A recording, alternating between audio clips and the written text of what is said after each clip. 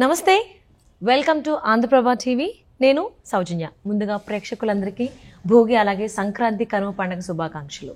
So ఈ మధ్యకాలంలో ఆంధ్రప్రదేశ్లో జరుగుతున్నటువంటి హిందూ దేవాలయాలకు సంబంధించి కావచ్చు, హిందూ దేవాలయాల్లో జరిగేటువంటి కొన్ని సంఘటనలు రీసెంట్గా తిరుపతిలో జరిగింది. సో అది చూసాము. సో హిందుత్వం మీద చాలామంది కొన్ని కామెంట్స్ చేస్తున్నారు. సో దేవాలయాలను ఉద్దేశించి కావచ్చు, అక్కడ జరిగేటువంటి సంఘటనల్ని దాని ఆధారంగా తీసుకొని మా దాంట్లోకి రండి కమ్యూనిటీలోకి, ఇక్కడ మీకు చాలా ప్రశాంతంగా ఉంటుంది, అక్కడ ఏం ఉండదు అనేటువంటి ఇలా చాలా ఇన్ఫ్లుయెన్స్ చేస్తూ ఉన్నారు. మరి ఇలాంటి పలు అంశాలకు సంబంధించి వారి విశ్లేషణని, వారి అభిప్రాయాన్ని మనతో పంచుకోవడానికి ఈరోజు మనతో పాటు ఉన్నారు శివశక్తి అధ్యక్షులు కరుణాకర్ సుగ్గున ఉన్నారు. వారితో మాట్లాడదాం. నమస్తే కరుణాకర్ గారు. నమస్తే. ముందుగా మీకు భోగి సంక్రాంతి కనుమ పండుగ శుభాకాంక్షలు. ధన్యవాదాలు. మీకు కూడా థ్యాంక్ యూ అండి. సో అడగగానే యాక్సెప్ట్ చేసి మా రిక్వెస్ట్ని మీ అభిప్రాయాన్ని మాతో పంచుకోవడానికి వచ్చినందుకు thank you so much.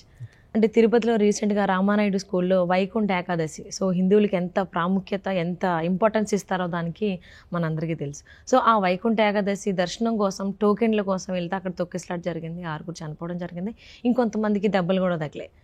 So ఆ సంఘటన కనుక మనం చూసుకున్నట్లయితే అది మానవ తప్పిదం అంటారా, లేకపోతే దేవుడు కోపం వచ్చిందా, అసలు భక్తులను ఎందుకు దేవుడు రక్షించలేదని మీరు అనుకుంటున్నారు?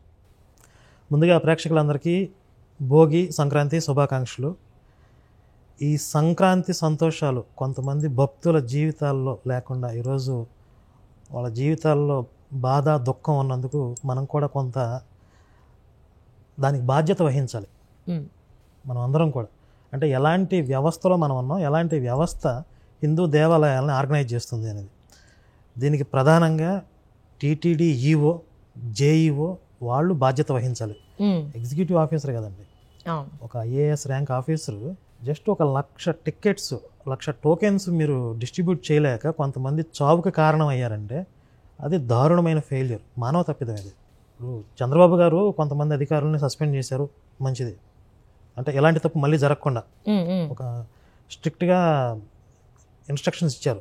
అంటే పోలీస్ డిపార్ట్మెంట్ అయితే సస్పెండ్ చేశారు, కొంతమందిని ట్రాన్స్ఫర్ బదిలీ కూడా చేయడం జరిగింది. బట్ టీటీడీ చైర్మన్ని కానీ, ఈఓని కానీ, జేఈఓని కానీ అసలు వాళ్ళు ఒక మాట మందలించారు అని మాత్రం ఎక్కడ న్యూస్ అయితే బయటికి రాలేదు. జరిగిందో జరగలేదో మనకు బయటికి తెలియదు. ఎలాంటి వార్తలు వస్తున్నాయంటే చైర్మన్ ఈఓ వాళ్ళిద్దరూ వాదులాడుకుంటున్నారు, నీ తప్పు అంటే నీ తప్పు అని చెప్పి.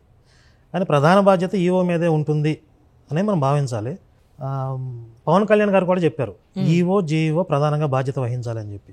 మరి వాళ్ళిద్దరిని వదిలేసి మిగిలిన అధికారులను సస్పెండ్ చేసినంత మాత్రాన పూర్తిగా యాక్షన్ తీసుకున్నట్లు కాదు అనే మేము భావిస్తున్నాం. ఈఓని జేఈఓని సస్పెండ్ చేయాలి, అసలు వాళ్ళకే నైతికంగా బాధ్యత వహించి వాళ్ళంతటి వాళ్ళే ఆ బాధ్యత నుండి తప్పుకోవాలి, వాళ్ళ మీద ఎఫ్ఐఆర్ కూడా నమోదు చేయాలని చెప్పి మేము పోలీసు కంప్లైంట్ కూడా ఇచ్చొచ్చాం తిరుపతిలో. ఎందుకంటే అది పొరపాటున జరిగినటువంటి ప్రమాదం కాదు, ఆర్గనైజింగ్లో జరిగిన లోపాల వల్ల జరిగిన హత్యలు అని భావిస్తున్నాం. ఎందుకంటే మేము గ్రౌండ్ రిపోర్ట్ తీసుకున్నాం, అక్కడికి వెళ్ళి బాధితులతో మాట్లాడాం, హాస్పిటల్కి వెళ్ళాం. అక్కడ వాళ్ళు చెప్పిన విషయాలు మధ్యాహ్నం 2 గంటల నుండి ఆ పార్కులోకి అలౌ చేశారు, ఆ కౌంటర్ దగ్గరికి అలౌ చేశారు. జనాలు ఎక్కువ వచ్చారని చెప్పి ఆ పద్మావతి పార్కులోకి పంపించారు. రాత్రి 9 గంటలకి 10 గంటలకి టికెట్స్ ఇవ్వడం మొదలుపెట్టారు. అంటే ఇప్పుడు కౌంటర్స్ ఎక్కడెక్కడ ఏర్పాటు చేశారు, ఏ టైమింగ్స్లో టికెట్స్ పంపిణీ చేస్తున్నారు, ఈ వివరాలన్నీ స్పష్టంగా విడుదల చేయాలి కదా, భక్తులు తెలియాలి కదా. మీరు రాత్రి 9ంటికి 10ంటికి టికెట్లు ఇవ్వాలి అనుకున్నప్పుడు 2 గంటల నుంచే ఆ భక్తులను ఎందుకు అలౌ చేశారు? అక్కడ 2 గంటల నుంచి ఆ పార్కులోకి పంపించేసి 9 గంటలు 10 గంటలు వాళ్ళని పట్టించుకున్న నాదులు లేడు, వాళ్ళకి మంచినీళ్ళు ఇచ్చిన వాళ్ళు లేరు, అక్కడ టాయిలెట్స్ లేవు. అక్కడ ఆ సఫికేషన్లో అన్ని గంటల పాటు ఉండిపోయినటువంటి జనం ఒక్కసారిగా ఓపెన్ చేశారు, స్టార్ట్ అయ్యింది టికెట్స్ ఇవ్వటం అని ఆ తోపులాట జరిగింది. అవును, ఇది క్లియర్గా ఆర్గనైజింగ్లో లోపం. సో అంటే ఇది ఖచ్చితంగా మానవ తప్పిదమే అంటారు 100%. సో మరి అంతమంది భక్తులు దేవుణ్ణి చూడడానికి వచ్చారు, ఆయన దర్శించుకోవడానికి వచ్చారు. సో అయినా కానీ దేవుడు రక్షించలేకపోయాడు, ప్రాణాలు కోల్పోయేదాకా అసలు పట్టించుకోలేదు అనేటువంటి ఈ నెగిటివ్ వేలో తీసుకుని వెళ్ళి కొంతమంది కమ్యూనిటీ వాళ్ళు సో దీన్ని పాజిటివ్ వేలో వాళ్ళకి అనుకూలంగా మాట్లాడుకోవడం జరుగుతుంది. భగవంతుడు ప్రతి విషయంలో ఆయన కలగ చేసుకోడు కదా. టీటీడీ వ్యవస్థ ఫెయిల్ అయిన దానికి వాళ్ళ చేతగానితనాన్ని, వాళ్ళ అసమర్థతని భగవంతుడు ఎందుకు కప్పిపుచ్చుతాడు? వాళ్ళ అసమర్థత, వాళ్ళ చేతగానితనం వల్ల ఈరోజు ఘోరం జరిగింది. ఇప్పుడు భగవంతుడు వచ్చి దాని నుంచి కవర్ చేసేసి వాళ్ళకి సేవ్ చేయాలా, ఆ అసమర్థులను కాపాడాలా? అంటే ఎవరో చేసిన తప్పుకి శిక్ష వేరే వాళ్ళకి పడింది కదా. అది శిక్ష అని మనం అనుకుంటాం. శిక్ష అని మనం ఎందుకు అనుకోవాలి? అంటే తప్పు చేసింది ఆ పోలీసులు కావచ్చు, జేఈఓ ఈఓ వాళ్ళు కావచ్చు, కానీ వాళ్ళకేం కాదు, they are safe, they are in safe zone. కాకపోతే వచ్చిన భక్తులు ఎవరైతే ఉన్నారో దర్శించుకోవాలి వైకుంఠ ఏకాదశి రోజు, వాళ్ళకి ఎఫెక్ట్ అయింది. ఇప్పుడు మనం ఈ విషయాన్ని ఎలా చూడాలి అంటే భౌతికంగా చూస్తున్నారా, మీరు ఆధ్యాత్మికంగా చూస్తున్నారా? అంటే కొంతమంది అందుకే అంటున్నారు, కొంతమంది కమిటీ వాళ్ళు దీన్ని వాళ్ళకి పాజిటివ్ వేలో, మీ దేవుడు అక్కడికి వెళ్ళినా కానీ పట్టించుకోలేదు, వదిలేశాడు, ఇంతమంది చనిపోయారు, ఇంతమందికి దెబ్బలు తగిలాయి అని చెప్పేసి అని వాళ్ళకి అనుకూలంగా దాన్ని మలుచుకోవడం జరుగుతుంది. అలా చెప్పే వాళ్ళ ప్రార్థనా మందిరాల్లో చావులు జరగలేదా వాళ్ళ దేవుడు కాపాడేటప్పుడు? వాళ్ళ చర్చిల్లో బాంబు, అది బయటికి చెప్పరు కదా వాళ్ళు, న్యూస్లో వచ్చినాయి కదండి. నేపాల్లో ఒక చర్చిలో బాంబులు పెట్టి చంపేశారు, చర్చిల్లోనే చిన్నపిల్లలు హత్యలు జరిగినాయి అని చెప్పి శవాలను పాతి పెట్టారని చెప్పి కెనడాలో బయట తీస్తున్నారు, చర్చిల్లోనే రేపులు జరుగుతున్నాయి. అది అందరికీ తెలిసిందే. మరి ఇంతమంది బాధితులను వాళ్ళ దేవుడు ఎక్కడ కాపాడుతున్నాడు? అదే అంటున్నా, అంటే వాళ్ళ తప్పులు బయటికి చెప్పట్లేదు, వాళ్ళు చెప్పరు కూడా. ఎన్ని జరుగుతున్నాయో మన హిందువులందరికీ తెలుసు. మనం ఎంతవరకు ఉండాలో ఎంతవరకు మాట్లాడో మనకు ఒకటి జ్ఞానం అంటారు, ఇంకా అచ్చు తెలుగులో చెప్పాలి అని అంటే జనరల్గా మనం మాట్లాడే ఇంగిత జ్ఞానం అంటారు. ఇంగిత జ్ఞానం ఉన్నోడికి ఎక్కువ చెప్పాల్సిన అవసరం లేదు. సో మనకు అదంతా ఉంది కాబట్టి మనం ఎంతవరకు మాట్లాడాలో అంతవరకు మాట్లాడదు. కానీ వాళ్ళు మన హిందూ దేవాలయాన్ని ఉద్దేశించి, సో అక్కడ ఏవైనా కొంచెం ఎక్కడైనా పొరపాట్లు జరగకుండా ఉండవు, మనిషి ఎవ్వరు కూడా తప్పు చేయకుండా ఉండడు. సో అక్కడ ఏదో ఆలయానికి సంబంధించిన ఈవోలు జేఈఓలు ఆర్గనైజింగ్లో కొన్ని పొరపాట్లు దొలడం వల్ల, లేకపోతే అక్కడ ఉన్నటువంటి క్రౌడ్ ఎక్కువ అవ్వడం వల్ల, అంటే ఓవర్ క్రౌడ్ అయిపోయినా కానీ దాన్ని మనం దేవుడి మీదకి తొయ్యలేం. సో అది మనకు తెలుసు అక్కడ లైవ్లో ఉన్న వాళ్ళకి. కానీ వీళ్ళు దాన్ని పాజిటివ్ వేలో తీసుకుని, మీకు ఇప్పుడు అంతకుముందు కూడా తెలిసే, మీకు డైలీ మీకు దీపధూప నైవేద్యాలు ఉంటాయి, కైంకర్యాలు మామూలుగా మనం చాలా అంటే ఎక్కడ పొరపాట్లు దొల్లకుండా మ్యాక్సిమం మనకి చేతనైనంత మనం ప్రయత్నిస్తాం. కానీ వాళ్ళు మీకు ఇన్ని ఖర్చులు ఉంటాయి, పొద్దున్నే మీరు దీపాలు పెట్టాలి, మీకు పువ్వులు కొనాలి, లేకపోతే మీ దేవుడు కరడించడు, శపిస్తాడు, మీ దేవుడు సో ఇంక ఎన్ని అంటే నానా రకాలుగా, నరలేని నాలుక చాలా రకాలుగా మాట్లాడితే అన్నట్టు చాలా దారుణంగా మాట్లాడతారు. దీన్ని వాళ్ళు పాజిటివ్ వేలో మలుచుకోవడానికి ట్రై చేస్తున్నారు. ఎవరన్నా అలాగన్నారా? మీకు ఆ ఎక్స్పీరియన్స్ ఉందా? అంటే నాకు పర్సనల్గా లేదు, జరుగుతుంది, వాళ్ళకి వేరే రకంగా ఉంటుంది. ఐ హియర్డ్, నేను కొన్ని విన్నాను ఇలా అంటారు. అంటే గుంటూరు సైడ్ కానీ వెళ్తే కనుక మనం ఇలా మాట్లాడుకోవడానికి ఛాన్స్ ఉండదు, వాళ్ళ మాటలే మనకు వినిపిస్తాయి. సో అలా నేను విన్నాను, నాకు ఓన్గా నాకు ఎక్స్పీరియన్స్ ఉంది. మీరు విగ్రహారాధన చేస్తారు, ఒక రాయి అది, అందులో ఏ ఉండదు, మీకు పూజలు చేయాలంటే ఖర్చులతో కూడుకున్నది, మాకు అలాంటివి ఏం లేవు, కొవ్వొత్తు కూడా వెలిగించాల్సిన అవసరం లేదు, మా ఊరు చాలా మంచోడు, చాలా కరుణామయ. ఇంకా వాళ్ళు హారిబుల్ అన్నమాట. అందులో 10% సిస్టమ్ ఉంది, మీకు తెలుసా? మీకు ఐడియా ఉందా? నేను నెక్స్ట్ దానికి వస్తా. ఇలాంటి చెప్తున్నారు కదా, తీరా చూస్తే చర్చిల్లో కొబ్బరికాయలు కొడుతున్నారు, దండలు వేస్తున్నారు, అగరబత్తీలు వెలిగిస్తున్నారు, దీపాలు వెలిగిస్తున్నారు, అండ్ దెన్ తలనీలాలు కూడా వేస్తున్నారు కొన్ని చర్చిల్లో. అయితే నువ్వు వద్దని చెప్పినావు, మరి మావెందుకు పాటిస్తున్నావు? రీసెంట్గా నేను ఇంకో దగ్గర చూసా, క్రిస్మస్కి మనం ఎలా అయితే దేవుని ఊరేగింపుగా తీసుకెళ్తామో కొన్ని పండగలకి, స్పెషల్ అకేషన్స్కి, దే ఆర్ డూయింగ్ ఇట్. అంటే అది మాఫియా, ఒక మత మార్పిడి ముఠాల మాఫియా అన్నమాట. వీళ్ళ స్ట్రాటజీ ఏంటంటే, ఒక వర్గం కొంతమంది ఏమో ద్వేషిస్తారు, మీరు తప్పు అంటారు. ఒక వర్గం, కొన్ని ముఠాలేమో మరి ఈ సంప్రదాయాలన్నీ తప్పంటే సడన్గా ఇక్కడి నుంచి డిస్కనెక్ట్ అవ్వలేరు కదా. ఇప్పుడు కొబ్బరికాయ కొట్టడం, రోజు పూజ చేసుకోవటం, ఆ ట్రెడిషన్స్కి అలవాటు పడిన వాళ్ళు సడన్గా మీరు అవన్నీ మానేసేయండి అంటే కొంతమంది ఇష్టపడకపోవచ్చు. అందుకని వాళ్ళకి కూడా వెసులుబాటు ఉంది. మీరు అక్కడ నచ్చకపోతే, ఇది తప్పు అనే వర్గాలు ఉన్నాయి క్రిస్టియానిటీలో, కానీ ఇవి చేసుకోవటానికి వెసులుబాటు ఇచ్చే ముఠాలు కూడా ఉన్నాయి. అంటే ఇక్కడికి వచ్చే వాళ్ళు ఇక్కడికి వస్తారు, ఇక్కడికి రాని వాళ్ళు, ఇక్కడ డిస్కనెక్ట్ అయిన వాళ్ళు ఇక్కడికి వస్తారు. అంటే ఒక్కళ్ళు కూడా మీరు మిస్ చేసుకోవద్దు. అదొక మార్కెటింగ్ స్ట్రాటజీ. ఇప్పుడు ఒక కంపెనీ ఉందనుకోండి, ఓ 10,000 రూపాయల ప్రోడక్ట్ ఒకటి పెట్టారు, ఒక మంచి క్వాలిటీ ప్రోడక్ట్. ఈ 10,000 రూపాయలు ప్రొడక్ట్స్ని ఇష్టపడక, లేకపోతే అంత బడ్జెట్ పెట్టలేని వాళ్ళ కోసం ఏం చేస్తారు, వాళ్ళే సెకండ్ ఇంకొక షాప్ ఓపెన్ చేస్తారు పక్కన, కొంచెం తక్కువ రేట్లో, వాళ్ళదే కానీ డిఫరెంట్ పేరుతో ఉంటాయి. అంటే కస్టమర్లను ఒక్కళ్ళని కూడా వదులుకోకూడదు అని. అలాగే ఇది ఒక మార్కెటింగ్ కంపెనీ అనమాట. దీన్ని ద్వేషించే వాళ్ళు వీళ్ళ దగ్గర రావాలి, దీన్ని ఇష్టపడే వాళ్ళు వీళ్ళ దగ్గర ఎవరు మిస్ అవ్వకూడదు. అలా ప్రతి దేశంలో, ప్రతి ప్రాంతంలో కూడా లోకలైజేషన్ చేస్తారు వాళ్ళ మతాన్ని. స్థానికీకరణ అంటారు. స్థానిక ఆచారాలతో వాళ్ళ దేవుడిని కలిపేసి, వాళ్ళ మతాన్ని కలిపేసి, వాళ్ళకు ఒక సిద్ధాంతాలు అంటూ ఉండవు, వాళ్ళకు ఒక పూజా విధానాలు అంటూ ఉండవు, వాళ్ళ బైబిల్లో ఎక్కడ ఉండదు. దేవుడిని ఇలా ఆరాధించాలని, లేకపోతే ఈ సంప్రదాయాలు ఉంటాయని కానీ అన్నీ కాపీ కొట్టడం, అరువు తెచ్చుకోవటం, మిక్సింగ్ చేసేయటం, కిచిడి చేయటం. అంటే హిందువులందరూ ఏం పాటిస్తారు, పూజలు డైలీ ఎలా చేస్తారు, అకేషన్స్ వైజ్ ఎలా చేస్తారు, వ్రతాలు ఎలా చేస్తారు అందరికీ తెలుసు. కానీ క్రిస్టియన్స్ దాని నుంచి తీసుకొని కొన్ని పాటలు కూడా మనం వింటూ ఉంటాం. మనది ఎలా అయితే విష్ణు సహస్రనామం కావచ్చు, లేకపోతే సుప్రభాతం కావచ్చు, సేమ్ జస్ట్ మన దేవుడిది పేరు తీసి వాళ్ళ దేవుడి దానిలో ఇన్బుల్ చేసి ప్లే చేస్తూ ఉంటారు. యేసు సహస్రనామావళి, యేసు భగవద్గీత అన్నీ వచ్చినాయి ఇప్పుడు. అదే అన్న, అన్నీ ఉన్నాయి. కానీ అవన్నీ ఎవరివి? మనవి. మీకు ప్రపంచంలో ఏ ప్రోడక్ట్ వచ్చినా చైనా వాళ్ళు దానికి కాపీ రిలీజ్ చేస్తారు కదా. అవునవును. అట్లాగే ప్రపంచంలో ఏ పూజా విధానాలు ఎక్కడ సక్సెస్ అయినా దానికి కాపీ కొట్టేది ముందు క్రిస్టియన్ మతం. అసలు ఇంతకు మించినటువంటి మార్కెటింగ్ వ్యవస్థ ఈ భూగోళంలో ఎక్కడ దొరకదు. కానీ జనాలు ఎలా ఇన్ని సంవత్సరాలు హిందుత్వంలో అంటే హిందువులు ఏం చేస్తారు ఏంటి అని చూసి కూడా అటు సైడ్ మొగ్గు చూపుతున్నారు. కారణం అంటే ఎక్కడ ల్యాక్ ఆఫ్ జరుగుతోందని. మొగ్గు చూపించడం కాదు, అది ప్రలోభాలకి గురవుతున్నారు. ఓకే. మార్కెటింగ్ స్ట్రాటజీలు పడిపోతున్నారు కొంతమంది, అందరూ పడిపోవట్లేదు. ఇప్పుడు వాళ్ళు ఎన్నో వందల సంవత్సరాల నుంచి ప్రయత్నం చేయగా ఇప్పుడు ఏదో కొద్దిమంది, 10% మందిని వాళ్ళు మతం మార్చగలిగారు ఇన్ని వందల సంవత్సరాల్లో.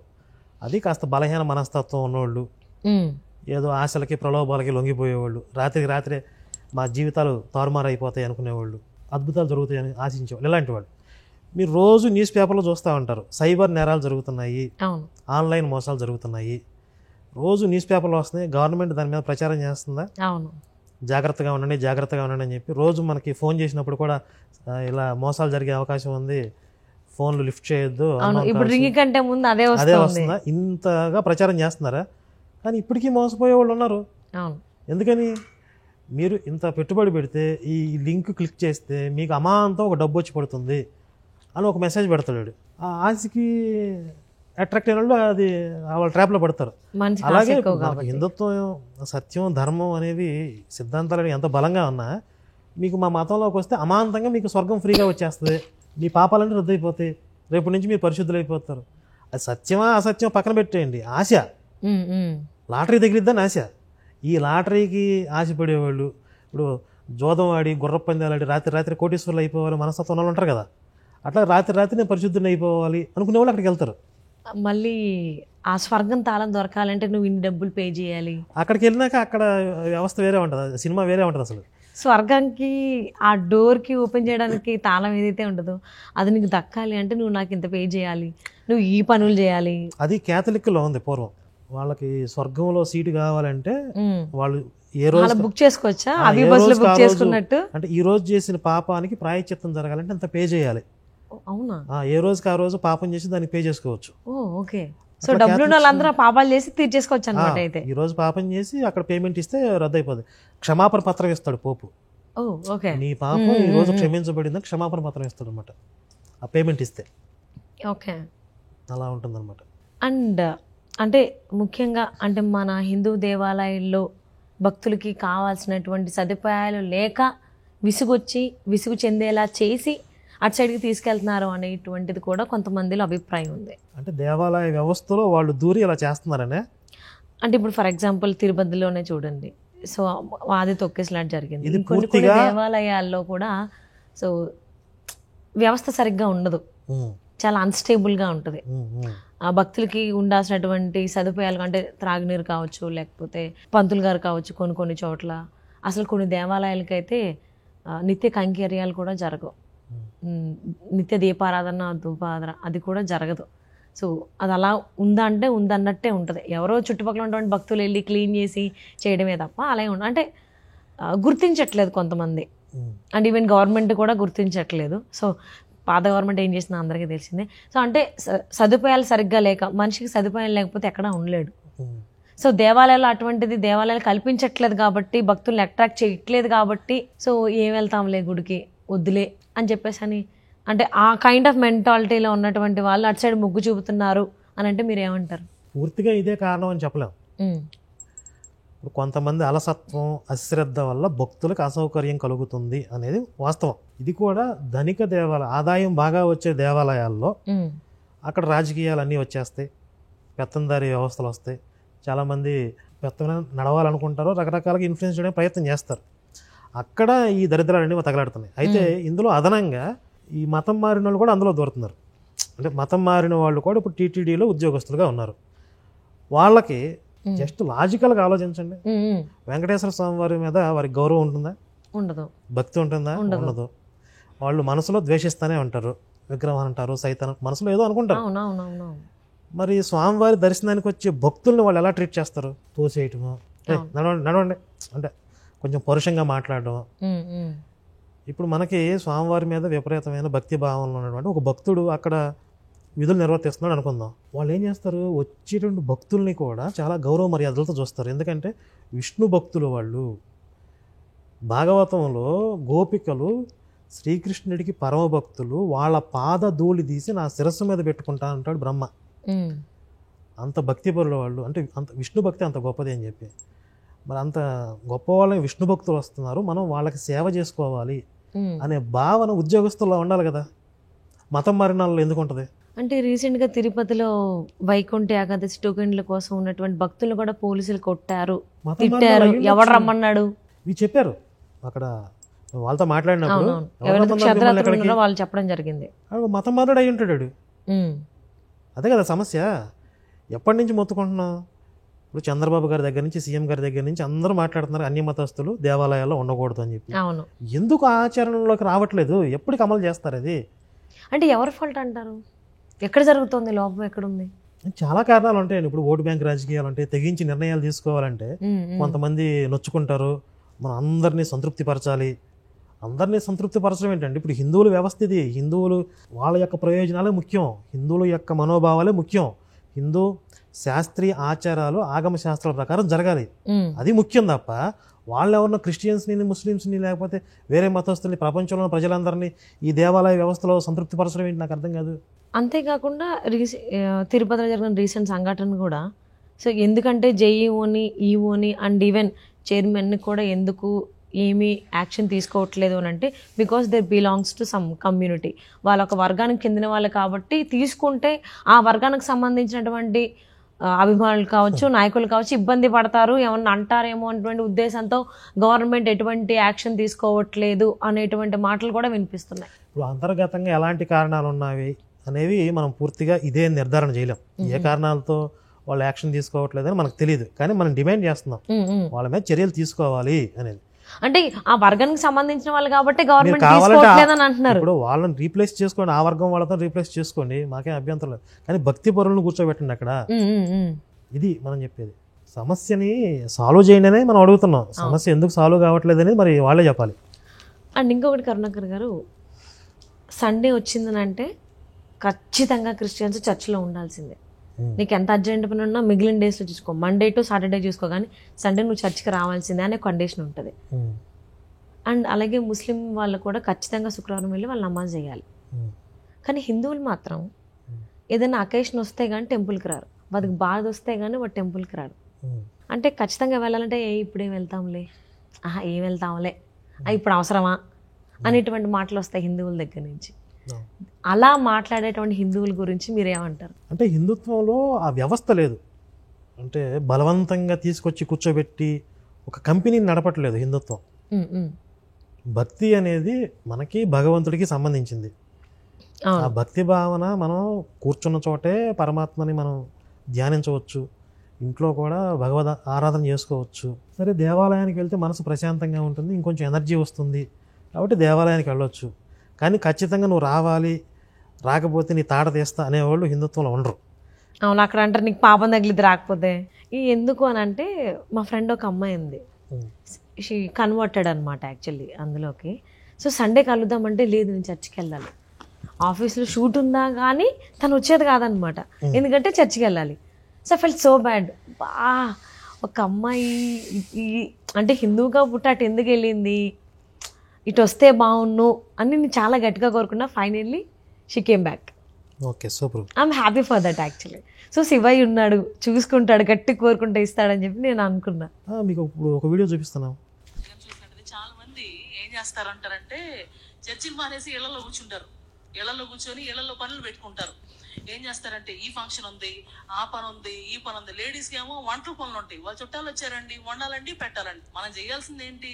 చర్చికి వాళ్ళని కూడా తీసుకురావాలి. కావాలంటే స్విగ్గీలు, జొమాటోలు ఉన్నాయి, లేకపోతే హోటల్ ఉన్నాయి, లేకపోతే కొంతమంది దశమాకాలు తీరు అప్పులు ఉన్నాయి, మాకు బాధలు ఉన్నాయి, ఇక్కడ గుడ్డు ఉంది అని చెబుతా ఉంటారు. నేను నోరు మొత్తం దశమాకాలు తీస్తామండి.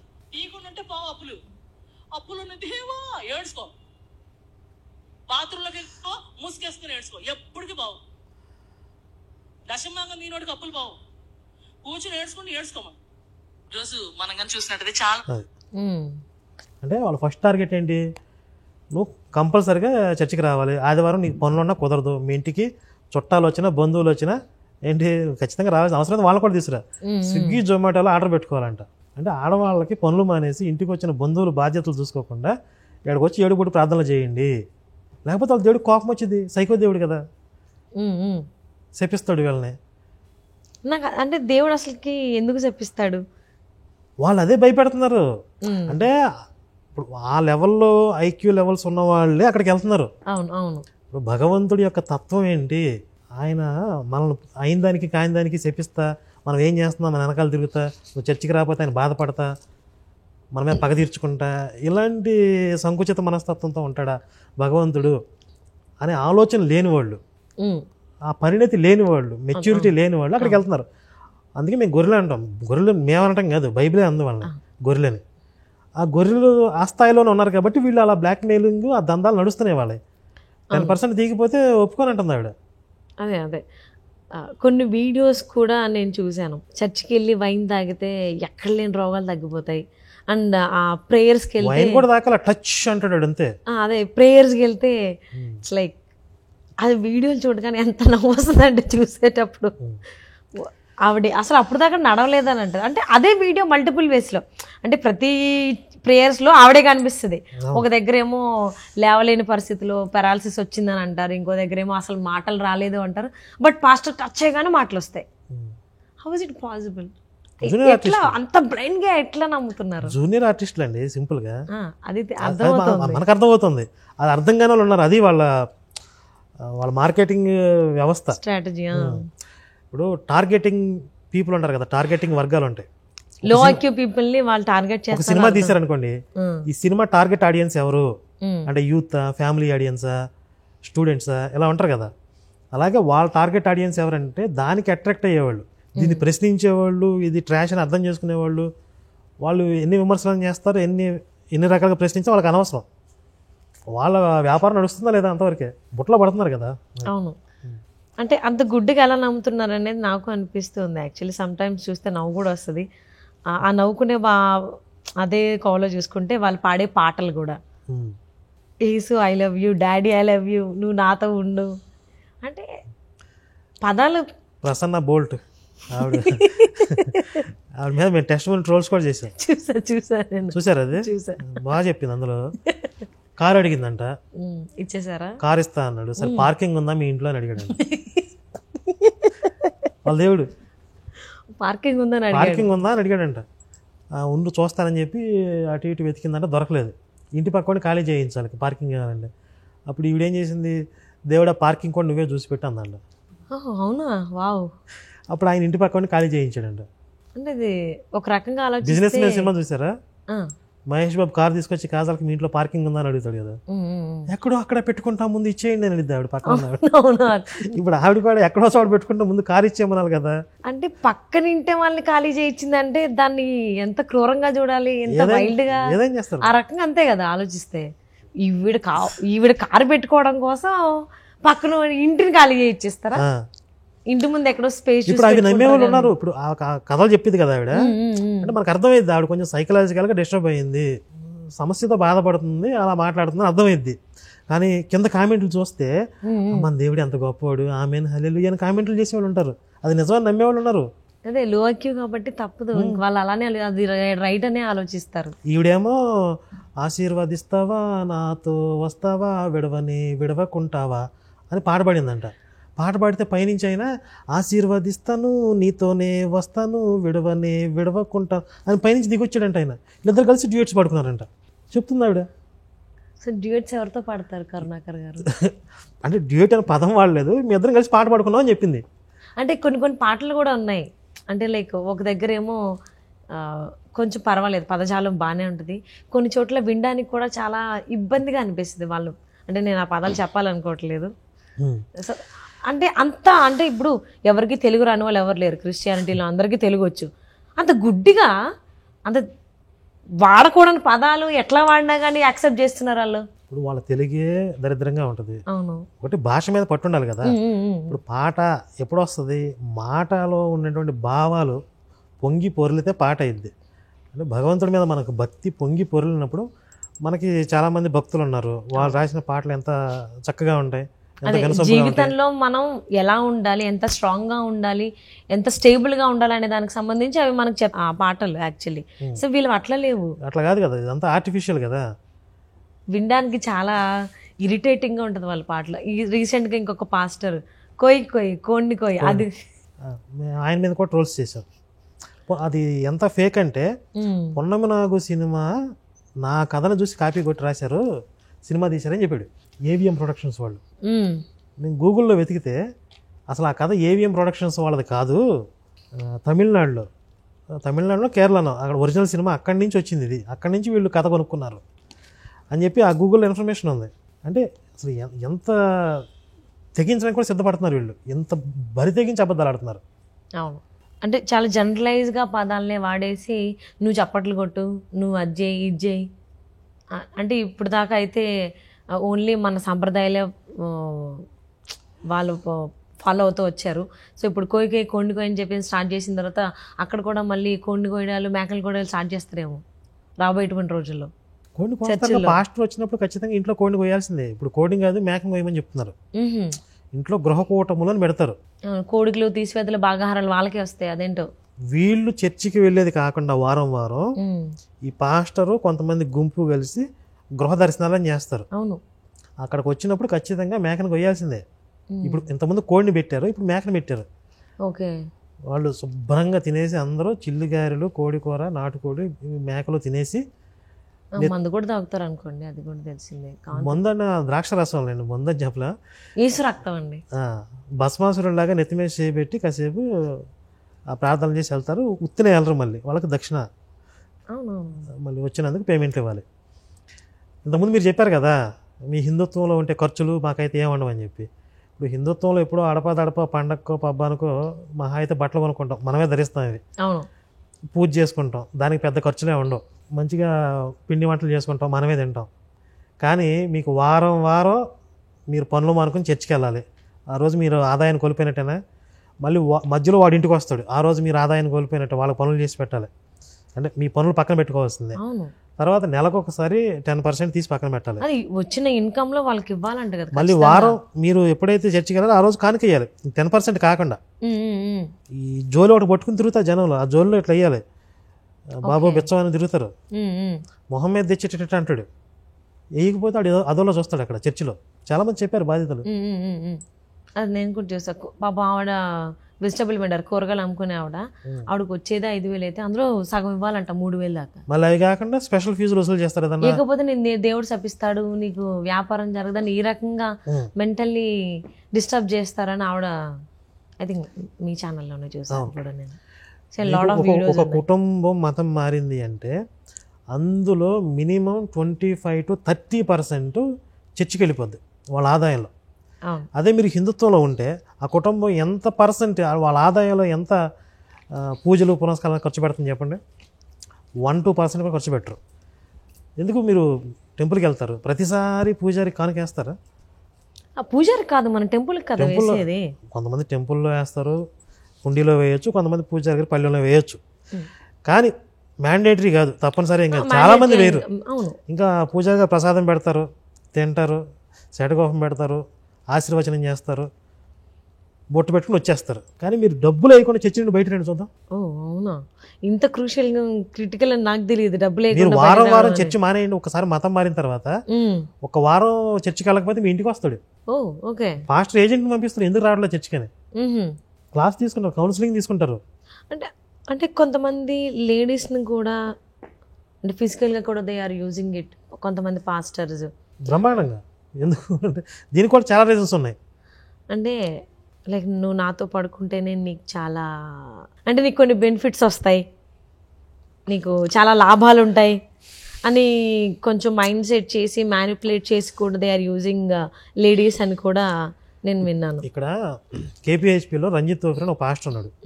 ఆయన వయసు 60-65 సంవత్సరాలు. ఓకే. ఆయన అక్కడికి వచ్చేటటువంటి ఆ విశ్వాసులందరూ కన్యకలు, నేను పెళ్లి కుమారుడిని అని చెప్పి వాళ్ళతో రిలేషన్స్ పెట్టుకుంటున్నాడు. మీరందరూ నాకు కన్యకలు అంటున్నాడు. వాట్? ఆ కాల్ రికార్డ్స్ బయటకు వచ్చినాయి. అందులో ఒక అమ్మాయి బయటకు వచ్చి గొడవ చేస్తే ఆమె చంపేస్తాను బెదిరించాడు. దాని మీద మేము వీడియోలు చేసాం. 65 సంవత్సరాల పాస్టర్ ఏమంటాడు, ఈరోజు చేశాను నేను, ఆ రోజు ఆదివారం ప్రభు రక్తంలో కడిగేసుకున్నాను అయిపోయింది అంటాడు. మంచి ఆపర్చునిటీ ఉంది కదా, ఏ రోజుకి ఆ రోజు కడుక్కోవచ్చు. అంటే ఒక్క పాస్టర్ అని కాదు, ఎవ్రీ పాస్టర్ ఇలానే ఉన్నాడు. ఎక్కడైనా కానీ నేను ఇదే వింటూ ఉన్నా. 98-99% ఆ 1% కూడా శాతగాని వాళ్ళు, కొంచెం హార్మోన్స్ పనిచేయని వాళ్ళు వదిలేస్తున్నారు అంతే. ఎందుకంటే కరుణాకర్ గారు అంటే ఫిజికల్ రిలేషన్ మెయింటైన్ చేయడానికి దేవుణ్ణి అడ్డు పెట్టుకుని ఇంత అడ్డగోలుగా చేస్తున్న వాళ్ళు ఏం చేయాలి? నేను దానికి రీజన్ చెప్పాను, చక్కగా నేను విశ్లేషణ చేశాను. అంటే మనం ఇది హాస్యాస్పదంగా చూడటం కాదు, దీని రీజన్ ఏంటి, చర్చిలో అక్రమ సంబంధాలు పెరగటానికి రీజన్ ఏంటి అని నేను కొంచెం ఆలోచిస్తే, మీకు దేవాలయంలో ఒక స్త్రీమూర్తులు వచ్చినా కూడా పూజారి గారితో ఫిజికల్ కాంటాక్ట్ ఉండదు. అసలు అలా చూడడం అలాగా ఫిజికల్ కాంటాక్ట్ ఉండదు. అంటే స్పర్శ లేకపోతే వాళ్ళు చాలా దూరంగా మెయింటైన్ చేస్తారు, దూరంగా ఉంటారు. పైగా వాళ్ళు ఉదయాన్నే ప్రాతకాలాన్ని లేచి మంచిగా శుచిగా స్నానం చేసి ఆ పవిత్రమైన మనసుతో మంచిగా రజోగుణాన్ని కలిగించే ఆహారాన్ని కాకుండా సాధు ప్రవృత్తిని కలిగించే ఆహారంతో వాళ్ళు జీవనాన్ని సాగిస్తారు. కాబట్టి వాళ్ళకు కొంచెం ఇంద్రియ నిగ్రహం అనేది ఉంటుంది. అంటే ఒకటి ఎరా జరగచ్చు, నేను చెప్పేది మెజారిటీ. వీళ్ళు ఏదో ఒకటి పట్టుకొచ్చి ఇవి మీ పూజారులు ఇలా చేయట్లేదు అంటారు. అసలు పాస్టర్లు అందరూ అదే చేస్తారు కదా. మీరు 98% పక్కన పెట్టేసి 1-2% హైలైట్ చేసి చూపిస్తున్నారు, ఆ 2 ఒకటే అంటున్నారంటే ఎట్లా కుదిరిద్ది? అంటే మాస్టర్స్ లో చూసుకుంటే మొత్తం చేసేది అందరూ అదే కదా. మీకు అదే పాస్టర్లకి ఆహార నియమాలు ఉండవు. అవును. వాళ్ళు ఏమన్నా ఇంద్రియ నిగ్రహం ఎలా ఉంటుంది? సాత్విక ఆహారం తీసుకుంటారా? అసలు రజోగుణమే. రజోగుణం తీసుకుని ఆటోమేటిక్గా మనసు రజోగుణంతోనే ఉంటుంది. అవును. అంటే ఆహారం యొక్క ప్రభావం మనసు మీద ఉంటుంది, శాస్త్రపరమైనటువంటి నిర్ధారణ అది ఒకటి. రెండోది ఫిజికల్ కాంటాక్ట్ ఉంటుంది, వాళ్ళు ముట్టుకుంటారు స్త్రీలని. ఫిజికల్ కాంటాక్ట్ ఉన్నప్పుడు ఆటోమేటిక్గా కొన్ని హార్మోన్స్ యాక్టివేట్ అవుతాయి. తర్వాత ఏకాంతంలో కలుస్తారు స్త్రీలని, వాళ్ళు ఇంటికి వస్తారు. అవును. ఈవెన్ చర్చిలో కూడా సపరేట్ ఒక సెక్షన్ ఏకాంతంగా వచ్చి నన్ను కలవండి అని కూడా చెప్తారు. శాలెం రాజు అని ఒక పాస్టర్ చిలకలూరుపేటలో ఉంటాడు. అబ్బాయిలు అమ్మాయిలు ప్రార్థనలు చేయించుకోవడానికి వెళ్తారు, చదువుకునే అబ్బాయిలు అమ్మాయిలు. అబ్బాయిలకి ఏమో గుంపు ప్రార్థనలు పెడతాడు, అమ్మాయిలకి ఏమో సింగిల్ గా పెడతాడంట. అబ్బాయిలు వచ్చారు, రెండరా మీ మందంతా రెండరా మొత్తం ఆ మంద మొత్తానికి ఒకసారి ప్రార్థన చేస్తాడు. అమ్మాయిలు వస్తే ఒక్కొక్కరిని విడిగా తీసుకెళ్ళి ప్రార్థన చేస్తాడు. 2-3 గంటలు చేస్తాడంట ప్రార్థన. ఒక అమ్మాయిని లోపలికి తీసుకెళ్ళి విడివిడిగా ఏకాంతంలో 2-3 గంటలు ప్రార్థన చేసేది ఏంటి అంటే, అబ్బాయిలు అయితే మనుషులు కాదా, లేకపోతే వాళ్ళ పాపాలు తీరా సపరేట్గా క్లాసెస్ తీసుకోవడానికి? మీకు అర్థం కాల పాయింట్ ఇక్కడ. అబ్బాయిలు అయితే గుంపుగా చేస్తున్నాడు మొత్తం అందరిని ఒకేసారి. అదే అంటున్నా, అమ్మాయిలనే ఎందుకు అలా ఒక్కొక్కరికి 2 గంటలు కేటాయిస్తున్నాడు? వీడికి అమ్మాయిలతో పని ఉంటుంది కదా, అబ్బాయిలతో ఏం పని? వీడి గే అయితే అబ్బాయిలు సింగిల్ గా చేసుకెళ్తాడు. అది పాయింట్. అవును. ఇప్పుడు అంటే ఏకాంతం, స్పర్శ, ఆహార నియమాలు ఇన్నుంటాయి. మీరు ఎలాంటి ఆహార నియమాలు తీసుకోకుండా ఏకాంతంలో స్త్రీలను కలిసి ముట్టుకుంటూ ప్రార్థన చేస్తే ఏమైంది? అక్కడ జరుగుతున్నాయి అక్రమ సంబంధాలు. అవును, చాలా ఉన్నాయి, నేను విన్నాను. అంటే ఎవరైతే అమ్మాయిలు ఉన్నారో టీనేజ్ గర్ల్స్, సో ఎందుకు 2 గంటలు పాస్టర్ వచ్చి ప్రేయర్లో పాల్గొనండి అని అంటే ఎందుకు వాళ్ళు కానీ వాళ్ళ పేరెంట్స్ కానీ యాక్సెప్ట్ చేస్తున్నారు? ఎందుకు దాన్ని ఖండించట్లేదు? మా అమ్మాయి 2 గంటలు మీతో ఎందుకు టైం స్పెండ్ చేయాలనేటువంటి క్వశ్చనింగ్ ఆలోచన ఎందుకు రావట్లేదు? వాళ్ళు దైవజనులు అనుకుంటున్నారు వీళ్ళు. ఓకే, దేర్ ఈస్ సమ్ ట్రాన్స్. ఇప్పుడు చాలా రకాలుగా వీళ్ళు దోపిడీకి గురి కాబడుతున్నారు, ఆర్థికంగా, శారీరకంగా. కొంతమంది బానిసత్వం చేస్తారు చర్చిల్లో, దాన్ని పరిచర్య అంటారు. పరిచర్య అంటే ఫ్రీగా సర్వీస్ చేయటం, బానిసత్వం చేయటం అనమాట. జీతభత్యాలు ఉండవు. ఇది ఒక రకమైన దోపిడీ, శ్రమ దోపిడీ, శారీరక దోపిడీ, ఆర్థిక దోపిడీ. మొత్తం చర్చి వ్యవస్థ ఏంటంటే సాధారణ ప్రజల్ని దోచుకుంటూ ఒక పాస్టర్ల వ్యవస్థ. వీళ్ళు ధనికులు అవటం, ఐశ్వర్యవంతులు అవటం, వీళ్ళు బలిసిపోవటం, ఇది జరిగేది. ఇది చర్చి వ్యవస్థ. అంటే అదొక దోపిడీ వ్యవస్థ అన్నట్టుగా అనిపిస్తూ ఉంది. కానీ ఎందుకు రియలైజ్ అవ్వట్లేదు నాకు అర్థం కావట్లేదు. రియలైజ్ అవ్వాలి చాలా తొందరలో అని చెప్పి నేను చాలా కోరుకుంటున్నానండి. అంటే నేను చాలా ఈ మధ్యకాలం చాలా వింటున్నా, ఇండియాని మొత్తం హిందువులు లేకుండా ఇది హిందూ కంట్రీ అని కాకుండా వేరే కంట్రీ లాగా తయారు చేయాలనేటువంటి ఉద్దేశంతో కొంతమంది ప్రయత్నిస్తున్నారు అనేటువంటిది నేను విన్నాను. చెప్పారు కదా వాళ్ళు, అవును, భారతదేశాన్ని భారతదేశంగా ఉండనివ్వము. ఒక పాస్టర్ బాహాటంగా పబ్లిక్లో చెప్పాడు, అవునవును, బైబిల్ దేశంగా మారుస్తాం ఇది అని. అంటే వాళ్ళు చెప్తున్నారు, ముస్లిం కమ్యూనిటీకి సంబంధించిన వాళ్ళు కూడా చెప్తున్నారు ఇది మేము వీళ్ళు ఇస్లామిక్ కంట్రీ చేస్తామని వాళ్ళు అంటున్నారు. ఎవరికి వాళ్ళు మాట్లాడుతూ ఉన్నారు. సో హిందువులు అయితే ఇంకా రియాక్షన్ ఇంకా రావట్లేదు, చాలా స్లోగా వస్తుంది. అన్ని మతాలు సమానమే అనుకుని చర్చి కనపడితే ఇలా ఇలా అనుకుని వెళ్తున్నా ఉన్నారు. అంటే కొంతమంది అప్పట్లో గాంధీ గారు ఒక చెంప మీద కొడితే ఇంకో చెంప చూపించండి అన్నట్టు ఇంకా కొంచెం ఆ శాంతియుతంగానే ఉన్నారు. బట్ ఎప్పుడు వాళ్ళల్లో ఆ రియాక్షన్ గట్టిగా వస్తుందో తెలీదు. వస్తుంది, ఇప్పుడు పర్వాలేదు. చాలా వరకు సోషల్ మీడియా ప్రభావం వల్ల మీకు ఇప్పుడు చాలా చోట్ల తిరుగుబాట్లు, అంటే ఇంతకుముందు మైకులు వేసుకుని ఇళ్ల మీద దండయాత్రలాగా పడిపోయింది గుంపులుగా, ఎవరు పట్టించుకునేవాళ్ళు కాదు. కానీ ఈ రోజుల్లో చాలా వీడియోలు వస్తున్నాయి, ఎక్కడ పడితే అక్కడ అడ్డుకుంటున్నారు, తిరగబడుతున్నారు. మీకు ఎవడో పర్మిషన్ ఇచ్చాడు, ఎందుకు ఇక్కడికి వచ్చి ప్రచారం చేస్తున్నారు హిందువుల ఇళ్లలోకి అని చెప్పి ప్రశ్నించి వాళ్ళని పంపించేసిన వీడియోలు ఎన్నో ఉన్నాయి. అవును, అంటే కొన్ని విలేజెస్ లోనే వాళ్ళు టార్గెట్ కాబట్టి అక్కడి నుంచి అయితే వస్తుంది ఖచ్చితంగా. ఇంకా పెరిగింది ఇది, ఇంకా కొంచెం అగ్రెసివ్ గా వస్తే ఇంకా హ్యాపీగా ఉంటుంది. నేను హ్యాపీ ఫీల్ అవుతాను ఫస్ట్ ఆఫ్ ఆల్, ఇంకా అగ్రెసివ్ గా రావాలి అని. So I'm waiting for the chance. ఎవరైతే వచ్చి నన్ను అడుగుతారో వాళ్ళకి ఇంకా వయసుతో సంబంధం లేదు నాకు. అడిగారు, ఎప్పుడైనా పర్సనల్ గా మిమ్మల్ని మత మార్పిడి చేయడానికి ప్రయత్నించలేదు. అదే కదా నేను చూస్తుంది, మిమ్మల్ని ఎందుకు అలా వదిలేశారు? అంటే వాళ్ళ భార్య నుండి తప్పించుకోవడం, అంటే కనీసం అటెంప్ట్ చేయకుండా వదిలేయడం. నన్ను అయితే ఎవరు అటెంప్ట్ చేయలేదు. I'm waiting for that day, that chance. వయసుతో సంబంధం లేకుండా లెఫ్ట్ అండ్ రైట్ ఇస్తా అని నేను వెయిట్ చేస్తున్నా, ఈగర్లీ వెయిటింగ్ నేను నాకు ఆ ఛాన్స్ కోసం. ఇంత పబ్లిక్ లో చెప్పిన తర్వాత ఇంకెవరు వస్తారు?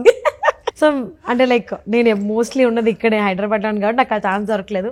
మేబీ నేను ఏపీలో అక్కడే ఉన్నట్లయితే మేబీ నాకు ఆ ఛాన్స్ దొరికేదేమో. సో ఎక్కడో కరెక్ట్గా నేను వెంకటేశ్వర స్వామి దర్శనం చేసుకుని బయటకు వస్తున్నా. సో వాళ్ళ మెడలో అది ఉంది, నాకు అర్థం కాలేదు. ఈవెన్ మెడలో అది తీసుకుని వెంకటేశ్వర స్వామి దర్శించుకోవడానికి వచ్చింది ఏంటి అంటే చూస్తుంది అనమాట. షీఈ్ అబ్జర్వింగ్, ఎవరు ఉన్నారు ఏంటి ఎక్కడ మాట్లాడదాము అన్నట్టు. నేను కావాలని మాట్లాడుతుందేమో అని చెప్పి చుట్టూ తిరిగాను, కానీ ఆవిడ మాట్లాడలేదు. ఈలోపు మాకు టైం అయిపోయిందని నేను వచ్చేసా. అంటే తను మత మార్పిడి కోసం ట్రై చేస్తున్నారా లేదని నాకు తెలియదు. బట్ అది అంటే కామన్గా వెంకటేశ్వర స్వామి దగ్గరికి ముస్లిమ్స్ కూడా రావడం జరుగుతుంది. నాకు తెలిసిన వాళ్ళు ఎవ్రీ ఇయర్ వెళ్తారు, అంటే భక్తితో వచ్చేవాళ్ళు కూడా, భక్తితోనే. లేదా వాళ్ళకు కూడా ఆపద మొక్కలు వాడు కాబట్టి మనం ఏదైనా మొక్కలు మొక్కుంటే కొంచెం కోరికలు తీరతాయని అంటే అనుకున్నాం. అంటే మేము అనుకున్నాము ఇది జరిగిందని ముస్లిమ్సే నాకు చెప్పారు. చాలా మంది క్రిస్టియన్స్ కూడా వెళ్తారు, మళ్ళీ బయటికి చెప్పరు పాస్టర్ తిడతాడని చెప్పి. సో ఆవిడ మత మార్పిడి కోసం చూసిందో ఏమో నాకైతే తెలీదు. నేనైతే ఛాన్స్ కోసం వెయిట్ చేస్తున్నాం, ఎప్పుడు దొరుకుతారా, ఎప్పుడు గట్టిగా ఇద్దామా అని వెయిటింగ్ అనమాట. సో బట్ వాళ్ళకి అదృష్టం లేదు నా చేత అనేయించుకోవడానికి. So come to our thing. So రీసెంట్గా హైందవ సభ జరిగింది, మనం అందరం చూసాం. అందులో చెన్నిజేరి స్వామి గారు మాట్లాడిన మాటలు కావచ్చు, ఈవెన్ లిరిసిస్ట్ అనంత శ్రీరామ్ గారు మాట్లాడిన మాటలు కావచ్చు, చాలా వైరల్ అయినాయి. సో వాళ్ళ విషయానికి వస్తే అనంత శ్రీరామ్ గారు కల్కి సినిమాను కూడా ఇందులో తీసుకురావడం జరిగింది అంశం గురించి, అంటే సినిమాలకు సంబంధించి ఆయన మాట్లాడారు. సో ఆ మాటలు మనం ఏ విధంగా అర్థం చేసుకుని మనం ఎలా రియలైజ్ అవ్వాలి? ఇప్పుడు సినిమా ఇండస్ట్రీ అనేది చాలా ప్రభావవంతమైన ఇండస్ట్రీ అది. అవును అవును. ఈ సినిమా ఇండస్ట్రీలో కూడా మతం మారిన వాళ్ళు కొంతమంది అదొక మిషన్గా పెట్టుకుని పనిచేసే వాళ్ళు ఉన్నారు. యాక్టర్ సూర్య అని ఒక అతను ఉన్నాడు, అతని టెస్ట్ మనీ ఉంది. ఇప్పుడు జయసుధ ఆవిడ వీడియోలు ఉన్నాయి, ఆవిడ టెస్ట్ మనీస్, ఆవిడ అద్భుతాలు జరిగిందని చెప్తూ ఉంటుంది.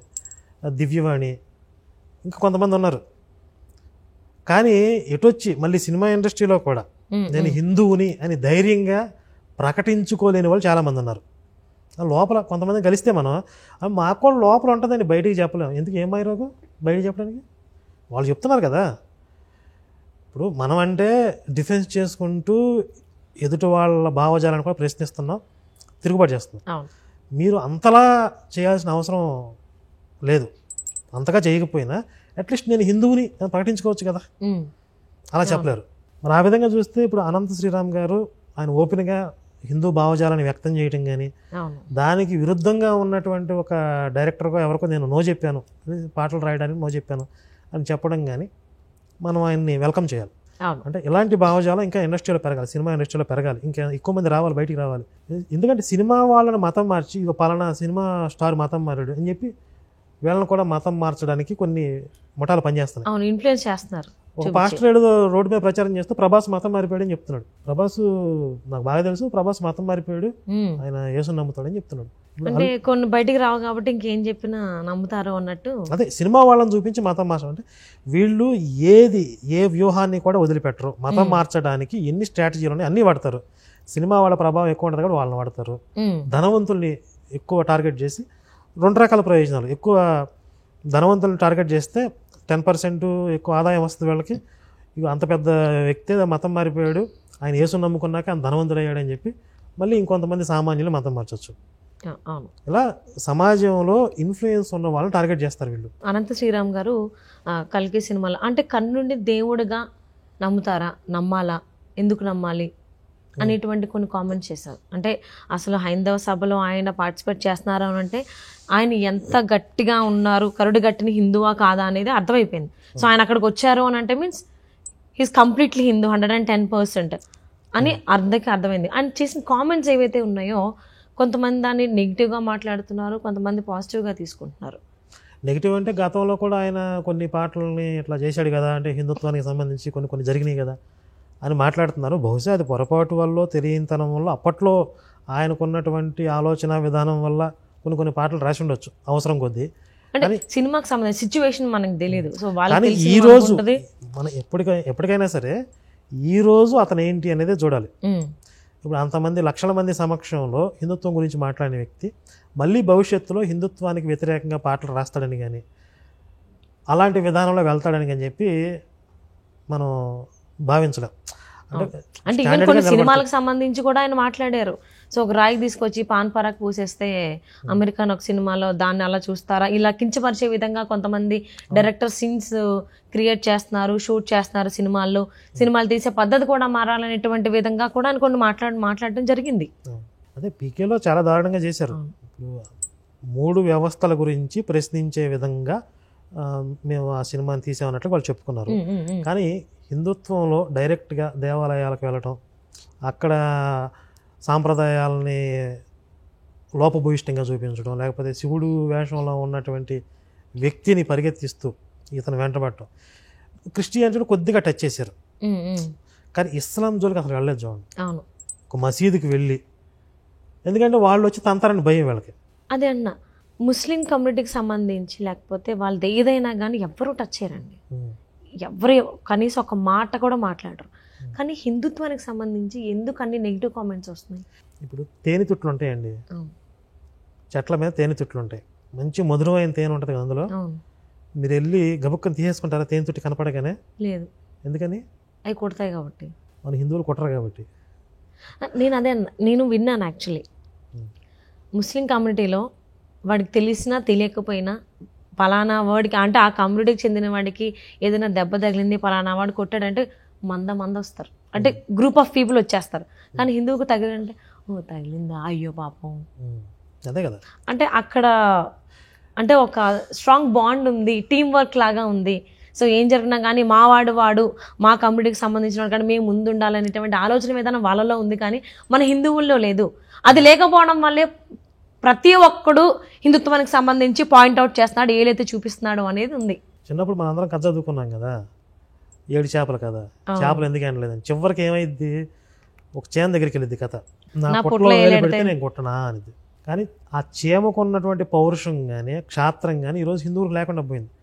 పొట్టలో వేలు పెడితే చీమ తాను చనిపోయిద్దనే విషయం తెలిసిన పిసరంత జీవి ఎంత పెద్ద జీవినైనా పోరాటం చేస్తుంది, తిరగబడుతుంది. కానీ హిందువులకు ఆ పౌరుషం లేదే. ఇప్పుడు టెస్ట్ మీద ట్రోల్స్ అని మేము చేస్తున్నాం, ఆ ట్రోల్స్లో ఫస్ట్ వాళ్ళు మాట్లాడిన వీడియోలు ప్లే చేస్తాం. అవును, వాడు దొంగ సాక్ష్యం చెప్తాడు, నేను పెద్ద హిందువుని, పెద్ద భక్తి పరుణ్ణి, నేను ఆ దేవుని పూజించాను, ఈ దేవుని పూజించాను, కానీ వాళ్ళ వల్ల నాకు పని అవ్వలేదు, వాళ్ళు చేతగానోళ్ళు. ఇదొక ప్యాటర్న్. ఇంకొకటేమో అసలు వాళ్ళు దెయ్యాలు, దుష్టశక్తులు, ఈ విధంగా దూషించేవాళ్ళు ఒక వర్గం. ఇట్లా గుంపులు కట్లగా ఈ సాక్ష్యాలు టెస్ట్ మనీలు అని చెప్పి దైవ దోషం చేస్తున్నారు. దీన్ని మనం ట్రోల్స్ అని చెప్పి వాళ్ళ మాట్లాడిన లోపాలన్నీ చూపించి దొంగ సాక్ష్యాలు చెప్తున్నారని చెప్పి అవగాహన తీసుకొస్తున్నాం. వాళ్ళకి కౌంటర్గా కొన్ని విషయాలు మాట్లాడుతున్నాం. ఇప్పుడు వాళ్ళు ఫస్ట్ మాట్లాడిన దైవ దోషం అంతా పక్కన పెట్టేసి మేము కౌంటర్గా మాట్లాడిన దాన్ని కేసులు పెడుతున్నారు. మమ్మల్ని అరెస్ట్ చేయడానికి పోలీసులు వచ్చారు మా ఆఫీస్కి. చూసాను. ఇప్పుడు దీని మీద మేము ప్రశ్నించాలని చెప్పి ఒక ర్యాలీకి పిలిపించాం. ఇంత దైవదోషణ జరుగుతుంటే దేవాదాయ శాఖ ఏం చేస్తుంది? రాజకీయ నాయకుల్లో హిందువులు లేరా? ఎమ్మెల్యే ఎంపీల్లో హిందువులు లేరా? రాష్ట్ర ముఖ్యమంత్రి ఎవరు? హిందువులు కాదా? తెలుగు రాష్ట్రాల ముఖ్యమంత్రులు హిందువులే కదా. అవును. మంత్రుల్లో ఎంతోమంది హిందువులు ఉన్నారు, ఎమ్మెల్యే ఎంపీలు ఎంతోమంది హిందువులు ఉన్నారు, అన్ని పార్టీల రాజకీయ నాయకుల్లో హిందువులు ఉన్నారు. వాళ్ళు ఎవరికి మనోభావాలు దెబ్బతినట్లేదా? దైవదోషం జరుగుతుంటే వాళ్ళకి పట్టదా? ఐఏఎస్ ఐపీఎస్ ఆఫీసర్స్లో ఎంతమంది హిందువులు ఉన్నారు? ఇప్పుడు ఒక సామాన్యులమైన మేము ఫైట్ చేస్తుంటే అయితే గీతే మాకు సపోర్ట్గా ఉండాల్సింది పోయి మా మీద మళ్ళీ కేసులు పెట్టి మమ్మల్ని అరెస్ట్ చేయడానికి ప్రయత్నం చేస్తుంటే కనీసం మద్దతు ఇచ్చేవాళ్ళు లేరా? అంటే వ్యవస్థల్లో ప్రభావిత స్థాయిలో ఉన్న వాళ్ళ గురించి నేను మాట్లాడుతున్నాను.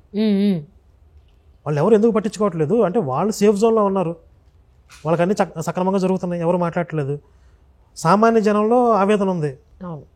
వాళ్ళు రాజకీయ నాయకులకి ఓటు బ్యాంక్ ఉంది కాబట్టి ఓటు బ్యాంక్ ఎక్కడ మిస్ అవుతుందని చెప్పేసి అని వాళ్ళు రావట్లేదు అనేటువంటి అభిప్రాయం చాలా మంది ప్రజల్లో ఉంది.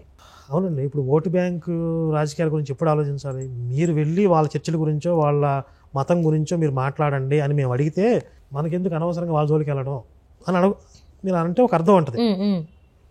వాళ్ళు వచ్చి మన మీద పడుతున్నారు కదా. మీరు ఫస్ట్ మీరు ఒక హిందూ అని తర్వాత రాజకీయ నాయకుడు. అవును, కానీ అలా ఎందుకు రియలైజ్ అవ్వట్లేదు రాజకీయ నాయకులు? అంటే హిందువుల్లో ప్రశ్నించేటప్పుడు అదే తీసుకురావాలి. అంటే గంపకొత్తగా హిందువుల ఓట్లు హిందుత్వం మీద అంటే దాని మీద ఆధారపడి లేవు, కులాల వారిగా విడిపోయి ఉన్నారు. కానీ వేరే ఈ రెండు వర్గాలు ఈ రెండు ముఠాల మాత్రం రిలీజియన్ బేస్ మీద ఓటింగ్ జరుగుతుంది కాబట్టి మతం మీద వాళ్ళకి సపోర్ట్ చేస్తారు. మత ప్రాతిపదిక మీద హిందువులకి ప్రయోజనాలు ఉండవు, కులాల వారిగా విడదీస్తారు. అందుకే హిందూ ఓటు బ్యాంక్ తయారు కావాలి. ఇప్పుడు హిందుత్వ ప్రయోజనాలని కాపాడే వాళ్ళకే పరిరక్షించే వాళ్ళకే హిందువులు ఓట్లు వేయాలి, వాళ్ళనే ప్రభుత్వంలో కూర్చోబెట్టాలి. ఇప్పటికీ మెజారిటీ హిందువులే కదా. అంటే ప్రజల్లో మార్పు రావాలి అంటారు. హిందువుల్లో ప్రధానంగా ప్రజాస్వామ్యం అంటే ఏంటి? మెజారిటీ ప్రజల అభిష్టం మేరకే ప్రభుత్వాలు ఏర్పడవుతాయి. మెజారిటీ ప్రజలు ఎవరు? హిందువులే ఉన్నారు. కానీ ఈ రోజు కూడా హిందువులకి సమాన హక్కులు చాలా విషయాల్లో. వాళ్ళ మసీదులు వాళ్ళ చర్చిలు వాళ్ళు నిర్వహించుకుంటున్నారు, కానీ దేవాలయం నుంచి మళ్ళీ ట్యాక్స్లు కట్టాలి. దేవాలయాల మీద వచ్చే ఆదాయం మస్జిదులకు మాత్రం ఎటువంటిది ఇది లేదు, వాళ్ళ డబ్బులు వాళ్ళకే ఉంటాయి, వాళ్ళు గవర్నమెంట్కి పే చేయాల్సిన అవసరం లేదు ట్యాక్స్ రూపంలో. హిందూ దేవాలయాల ట్యాక్స్ రూపంలో పే చేయాలి. సో అంటే అవే దేవాలయాలు, ఆ రెండు దేవాలయాలు కాదా? అంతే కదా. అలా అయితే అధికారికంగా ప్రకటించండి. ప్రభుత్వం దృష్టిలో దేవుడు అంటే హిందూ దేవుడే. మేము అధికారికంగా ఏదన్నా అఫీషియల్ ప్రోగ్రామ్స్లో పూజలు చేసినా ఏం చేసినా కూడా హిందూ ఆచారాల ప్రకారమే చేస్తాము. ఏ ప్రభుత్వ కార్యాలయాల్లో కూడా ఇతర మతస్థులకు సంబంధించిన ఆనవాళ్ళు కానీ ఇతర మతాలకు సంబంధించిన దేవుళ్ళ ఆనవాళ్ళు కానీ ఉండకూడదు. హిందూ దేవుళ్ళ చిత్రపటాలు వాళ్ళ ఆనవాళ్లే ఉండాలి. ఇది ప్రకటించండి ఓపెన్గా. ఎందుకంటే హిందూ మతానికి సంబంధించిన ప్రార్థనా స్థలాలనే మీరు దేవాదాయ శాఖగా పరిగణిస్తున్నారు కాబట్టి. ఎస్. సో ముఖ్యంగా ప్రజల్లో ఈ మార్పు రావాలి అని చెప్పేసి నేను మనస్ఫూర్తిగా కోరుకుంటున్నాను కరుణాకర్ గారు. సో అండ్ అంటే మీరు కూడా ఒకనొక టైంలో పాస్టరే, అక్కడి నుంచి మీరు చేంజ్ అయ్యారు అనే కామెంట్స్ కూడా వస్తున్నాయి. పాస్టర్ అవ్వలేదు. ఓకే, ఒకవేళ అందులో కొనసాగి ఉంటే పాస్టర్ అయ్యాను. చిన్నప్పటి నుంచి క్రిస్టియన్. అంటే మా తాతయ్య నాయనమ్మ వాళ్ళ తరంలో అక్కడి నుంచి మతం మారారు. పుట్టక ముందే మతం మారారు. నా పేరు కూడా ఒక పాస్టర్ చర్చిలో పెట్టాడు, కరుణాకర్ అనేది. వాళ్ళు క్రైస్తవ పేరు అనుకున్నారు. అది నేను తర్వాత ఆలోచించింది మీద ఇది శివుడి పేరు అనుకుని అలా ఉంచేసుకున్నాను. లేకపోతే క్రిస్టియన్ నేమ్ అయితే మార్చేసుకునేవాడిని. కొంతమంది అడుగుతూ ఉంటారు తల తక్కువ సన్నాసులు, మా క్రిస్టియన్ పేరు ఎందుకు పెట్టుకున్నావు? దమ్ముంటే తీసే. దమ్ముంటే నీ బైబిల్లో చూపించి యేసు కరుణాకర్ అనే పేరు ఎక్కడుందో?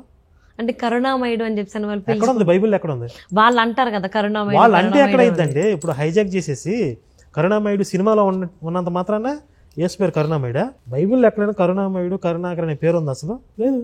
ఇంకా చెప్పాలంటే యేసు చాలా క్రూరుడు, చాలా కోపిష్టి. ఆయన కరుణామయుడు కాదు.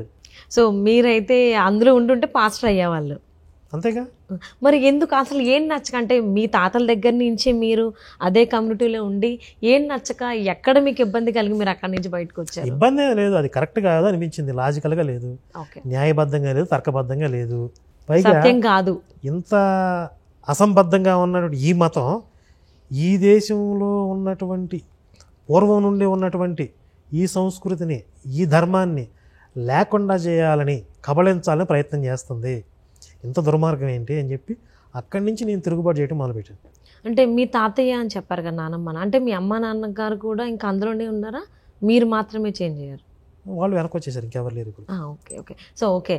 సో మీ నాన్నమ్మ తాతయ్య, మీ అమ్మగారు నాన్నగారు ఉన్నారు, మీ నుంచి అలా కంటిన్యూ మీరు రిలీజ్ అయ్యి మీ నుంచి మీ ఫ్యామిలీని మొత్తం బయటికి తీసుకొచ్చారు అవును ఆ ఊబిలో నుంచి. అవును మేడం, మా ఫ్యామిలీని తీసుకురావడం ఒకటే కాదు, ఇప్పుడు శివశక్తి ద్వారా అవును. కొన్ని వందల మంది వేల మంది పునరాగమనం అవుతున్నారు. ఇంకా విశేషం ఏంటంటే ఈ సంఖ్య లక్షల్లో కూడా ఉండొచ్చు.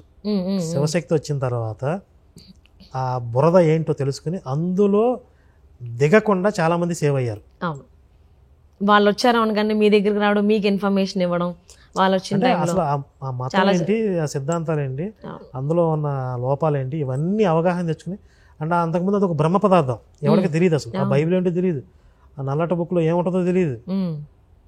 మాది ప్రేమ మతం అంటే ప్రేమ మతం, మా దేవుడు దయామయుడు అంటే దయామయుడు. అంతా ఓపెన్ చేస్తే మేడి పండు చోట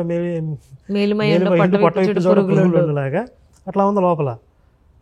అలా ఓపెన్ చేసిన తర్వాత చాలామంది అవగాహన తెచ్చుకుని ఇప్పుడు అందులో దిగడానికి, అంటే అందులోకి వెళ్ళడానికి నిర్ణయించుకున్న వాళ్ళు కూడా ఆగిపోయారు తర్వాత చాలామంది. చాలా సంతోషం దానికి. నేను కూడా చాలా హ్యాపీ అండి. సో అండ్ బ్రహ్మానందం గారు అందరికీ తెలిసిన వ్యక్తే. సో రీసెంట్గా ఒక ఉమెన్స్ డే సెలబ్రేషన్స్లో ఆయన కొన్ని వ్యాఖ్యలు చేశారు, అందులో రేణు దేశాయ్ గారు కూడా ఉన్నారు. సో అంటే బ్రహ్మానంద గారి కామెంట్స్ ఏవైతే ఉన్నాయో వేదాల మీద, చరిత్రల మీద, ఆడవాళ్ళ మీద ఇలా ఉండేది అప్పట్లో అని ఆయన కొన్ని కామెంట్స్ చేయడం జరిగింది. సో దాన్ని కొంతమంది నెగిటివ్గా అది బయటకు తీసుకొస్తున్నారు, ప్రొవోక్ చేస్తున్నారు, కొంతమంది ఓకే అన్నట్టుగా యాక్సెప్టబుల్ కామ్ ఉన్నారు. మీరేమంటారు? బ్రహ్మానందం అంటే ఆ మాట్లాడిన విధానం అదంతా చూస్తే ఆయనకి బాగా అహంకారం నిలువెల్లా కమ్మేసింది అనిపిస్తుంది. చెప్పిన విధానం, చెప్పిన విషయం కంటే కూడా విధానం చాలా నాకు అభ్యంతరకరంగా ఉంది. ఓకే, చెప్పిన విషయంలోకి వెళ్దాం మళ్ళీ. అది కూడా చాలా దుర్మార్గం, తప్పే. మేము మొన్న బుక్ ఫేర్కి వెళ్ళాం. ఆ బుక్ ఫేర్లో దాదాపుగా ఒక 60-70% బుక్ స్టాల్స్ అన్నీ కూడా యాంటీ హిందుత్వ, కమ్యూనిస్టులు రాసినవి, లేకపోతే అంబేద్కరిస్టుల పేరుతో కొంతమంది రాసినవి, మొత్తం అంతా కూడా యాంటీ హిందుత్వ బుక్సే ఉన్నాయి. ఇలాంటి బుక్స్ చదివి అలాంటి భావజాలం బుర్రకెక్కిన వాళ్ళే ఈ బ్రహ్మానందం లాంటి వాళ్ళు. లేకపోతే ఆయనకి ఏం తెలుసు, ఏం మాట్లాడుతుంది వేదాల గురించి? ఇప్పుడు సావిత్రిబాయి పూలేకి పూర్వం స్త్రీలు ఎవరు చదువుకోలేదా? శంకరాచార్యులు, మండన మిశ్రుడు, వీళ్ళిద్దరికీ సంవాదం జరిగింది, డిబేట్ జరిగింది. అక్కడ జడ్జి ఎవరు? ఉభయ భారతీదేవి, మండన మిశ్రుడి భార్య. ఒక స్త్రీ జడ్జి స్థానంలో ఉంది. శాస్త్ర ప్రకారం చర్చ జరుగుతున్నప్పుడు ఎవరిది శాస్త్రబద్ధం అని చెప్పి నిర్ణయించే స్థానంలో ఆవిడ ఉంది. అంటే ఆవిడ చదువుకోకుండానే ఆ స్థానంలో కూర్చుంది ఆవిడ. కానీ సావిత్రిబాయి పూలే గారిని ఇన్స్పిరేషన్గా తీసుకుని మనం ఉండాలి, సో అలా తీసుకుని నేను ఇక్కడ దాకా వచ్చానని చెప్పేసి అని ఆమెను చెప్పడం కూడా చాలా హ్యాపీగా ఫీల్ అవుతున్నాను. మన చరిత్రని మార్చేసేసి బ్రిటిషర్స్ రాకపోవడం, ఈ దేశం అంతా కూడా అజ్ఞానం అంధకారంలో ఉంది, వాళ్ళు వచ్చి మనకేదో నాగరికత నేర్పించారు, ఇలాంటి ఒక దిక్కుమాలిన చరిత్రను తయారు చేసి అక్కడ పడేశారు. ఆ చరిత్రను చదివి ఇలా తయారయ్యారు. అంటే మను చరిత్రలో మను గారు ఇలా రాశారు అని చెప్పేసి అని, అంటే ఆడవాళ్ళు చదువుకుంటే కరువు కటకాలు వస్తాయి, అవి వస్తాయి, ఇవి వస్తాయి అని చెప్పి కామెంట్ చేశారు. అండ్ మళ్ళీ మహిళలు అన్ని రంగాల్లో కూడా ముందుకెళ్ళాలి, సావిత్రిబాయి పూలే గారిని ఇన్స్పిరేషన్గా తీసుకోవాలని కూడా కామెంట్ చేశారు. రామాయణం గురించి కూడా చాలా మంది పుస్తకాలు రాశారు మేధావులు, రామాయణం అలా ఉంది ఇలా ఉందని చెప్పి. ఎలా ఉంది, ఎక్కడ చూపించమనండి, రెఫరెన్స్లు ఇవ్వాలి కదా. లేదా అపవ్యాఖ్యానం చేసేసి ఇదే ప్రామాణికం అంటే ఎట్లాగా? అప్రామాణికమైన గ్రంథాలు చదివి తయారైన మేధావులు ఈ బ్రహ్మానందం లాంటి వాళ్ళు. బాగా సంపాదించుకుని మంచి స్థితిలో ఉండి ఇంకా కళ్ళు నెత్తికెక్కి మాట్లాడే మాటలు ఇవన్నీ. అంటే ఇక్కడ బ్రహ్మానందం గారి వ్యాఖ్యలు ఏవైతే ఉన్నాయో రెండు రకాలుగా తీసుకోవచ్చా? ఒకసారేమో చరిత్రలో ఈ రకంగా ఉన్నాయి, గ్రంథాల్లో ఈ రకంగా వీళ్ళు రచించారు అని అంటారు. మళ్ళీ ఇంకొక వైపు ఏమో మహిళలు అన్ని రంగాల్లో ముందుకెళ్ళాలి, ఇప్పుడు కొంచెం బయటకు వస్తున్నారు, సావిత్రిబాయి పూలే గారిని ఇన్స్పిరేషన్గా తీసుకుని ఇంకా ముందుకెళ్ళాలని చెప్పి ఆ మాటలు కూడా మాట్లాడుతున్నారు ఆయన. సావిత్రిబాయి పూలే గారిని ఆదర్శంగా తీసుకో మాకేం అభ్యంతరం లేదు, కానీ అంతకు ముందు ఇంకెవరూ లేరు స్త్రీలు, ఆదర్శవంతమైన స్త్రీలు అనడం తప్పు. విద్యావంతులైన స్త్రీలు ఉన్నారు, మనకి వేదాల్లో పురాణాలలో కూడా పండితులైన స్త్రీలు ఉన్నారు. గార్గి, మైత్రేయి, సులభ, వీళ్ళందరూ కూడా పండితులైనటువంటి స్త్రీలు. ఉపనయనం జరిగింది. కానీ అంతకు పూర్వం ఎవరు లేరు అనడం తప్పు, అజ్ఞానం. అది అజ్ఞానంతో పబ్లిక్లో నువ్వు ఒక సెలబ్రిటీ లాగా ఫీల్ అయ్యి సెలబ్రిటీ హోదాలో ఉండి మాట్లాడితే ఇంకో 10 మంది ఇన్ఫ్లుయెన్స్ అవుతారు కదా, దానికి బాధ్యత రాహిత్యం అది. అంటే ఇక్కడ ఆయనకి తెలియక మాట్లాడారు అంతకు ముందు సంగతి తెలియదు, ఓన్లీ సావిత్రిబాయి పూలే గారి గురించి ఆయనకి తెలియక తెలుసు మాట్లాడారని అనుకోవచ్చా? తీసేలేమండి. ఇప్పుడు మీరు పబ్లిక్లోకి వచ్చి ఒక మాట మాట్లాడేటప్పుడు దానికి పూర్వాపరాలు ఆలోచించుకోవాలి. దీని ప్రభావం ఎలా ఉంటుంది, ఒక వర్గానికి వ్యతిరేకంగా ఒక మతానికి వ్యతిరేకంగా మనం మాట్లాడుతున్నాం, ఇది అవునా కాదా నిజ నిర్ధారణ చేసుకోవాలి. చేసుకోకుండా నాకు తెలియక మాట్లాడేశానంటే నేను 2 బీకి తెలియక కొట్టానంటే సరిపోయిద్దా? లేదు, యాక్సెప్ట్ చేయరుగా. నేను తెలియక మాట్లాడినప్పుడు వచ్చి క్షమాపణ చెప్పాలి. పోనీ అంటే ఇప్పుడు దాకా అంటే ఎంతమంది దాన్ని నెగిటివ్ గా అందరికీ అర్థమైనా కానీ సో అటు నుంచి అయితే ఎటువంటి రియాక్షన్ లేదు. మత మార్పిడి ముఠాలు ఏం చేస్తాయి, ఎక్కడ ఏది దొరికిద్దా, ఏ బొనికి దొరికిద్దా, కుక్కకు బొనికి దొరికినట్టే వాళ్ళకి. అది పట్టుకుని నాకుతా చీకుతా ఉంటాయి. దాన్ని పట్టుకుని ఎంతమందిని మతం మారుస్తారు? ఎవరైతే ఈ బ్రహ్మానందం మాటల వల్ల ఇదే నిజం అనుకుని భ్రమపడి హిందుత్వం ఎలా ఉందో అనుకుని చెప్పి కొంతమంది హిందుత్వానికి దూరం మత మార్పిడి అయితే వాళ్ళ జీవితాలు తలకిందులై నాశనం అయిపోతే ఆ పాపం ఎవరికి తెలియద్ది, ఆ కర్మ ఎవరు అనుభవించాలి? దాని బాధ్యత వహించాలి. ఈయన ప్రతి ఒక్కడు మేధావి సెలబ్రిటీ అనుకునేవాళ్ళు పబ్లిక్లో ఎవడైనా సరే హిందుత్వానికి యాంటీగా మాట్లాడాలి అంటే అసలు బ్రహ్మానందం విషయంలో ఇంకా తీవ్రమైన రియాక్షన్ రావాలని నేను కోరుకుంటున్నాను. అంటే ఎంత కొద్ది గొప్ప మీడియాలో అయితే బాగానే వచ్చింది రియాక్షన్ అనేది, బట్ బ్రహ్మానందం గారు అయితే ఎటువంటి రియాక్షన్ అంటే రిప్లై ఇవ్వలేదు. సో దీనికి సంబంధించి ఇలా ఈ ఉద్దేశించో మాట్లాడాను, నేను ఈ రకంగా మాట్లాడాను అని. సో ఇప్పుడు పూరి జగన్నాథ్ కూడా ఏదో ఒక పాడ్కాస్ట్ దీంట్లో మాట్లాడాడు, దానికి మేము కౌంటర్ ఇచ్చాం. బౌద్ధం పూర్వం హిందుత్వానికంటే కూడా బౌద్ధం పురాతనమైంది అంటాడు. బుద్ధిస్టుల్ని మాంకుల్ని పాపం వాళ్ళు సాధు ప్రవృత్తి కలిగిన వాళ్ళు మన దేశం నుండి తరిమేశారు, చంపేశారు, నోటుకు వచ్చిందల్లా వాగాడు. అంటే వీళ్ళందరూ కూడా యాంటీ హిందూ ఫిలాసఫీ ఈ బుక్స్ వల్ల ప్రేరేపితులైన వాళ్ళు. అది ఒక మేధావిధానం అనుకుంటారు వాళ్ళు. ఇప్పుడు అందుకే కేంద్ర ప్రభుత్వం కూడా మన చరిత్రని మార్చేశారు. అమిత్ షా గారు కూడా మాట్లాడినట్టున్నారు, అసలైన చరిత్రని మేము పాఠ్యపుస్తకాలుగా తీసుకొస్తున్నాం అని చెప్పి ఆ ప్రయత్నం చేస్తున్నారు. 70 సంవత్సరాల స్వతంత్రం తర్వాత జరిగినటువంటి స్వతంత్రానికి పూర్వమే మన చరిత్ర ఆల్రెడీ వాళ్ళు బ్రిటిషర్స్ తయారు చేశారు. దాన్నే మన కాంగ్రెస్ గవర్నమెంట్ వాళ్ళు కొనసాగించారు.